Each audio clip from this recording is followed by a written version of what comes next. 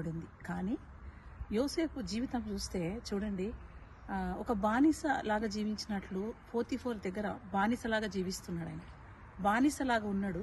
కానీ దేవుడు ఆయనను ఎట్లా ఆశీర్వదించాడంటే యోసేపుని బట్టి యోసేపుని బట్టి పోతీఫోర్ ఆశీర్వదించబడ్డాడు.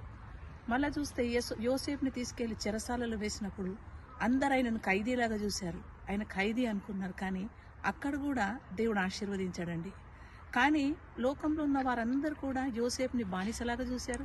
లోకంలో ఉన్న వారందరూ కూడా యోసేపుని మరి చెరసాలలో మరి ఖైదీలాగా చూశారు. కానీ దేవుడు మాత్రము ఆయనను రాజు తర్వాత రాజుగా చూస్తూ ఉన్నాడండి. హల్లెలూయా. అందరు నిన్ను బానిసగా చూస్తున్నారేమో, అందరు నిన్ను ఒక ఖైదీలాగా ట్రీట్ చేస్తున్నారేమో, కానీ దేవుడు ఎలా నిన్ను చూస్తున్నాడు తెలుసా? రాజకుమార్తెగా, రాజకుమారునిగా నిన్ను చూస్తున్నాడండి. కాబట్టి మరి దేవుడు ఈ మాటలన్నీ మన విడికిల్లో దీవించును గాక. ఆమేన్. వందనాలండి.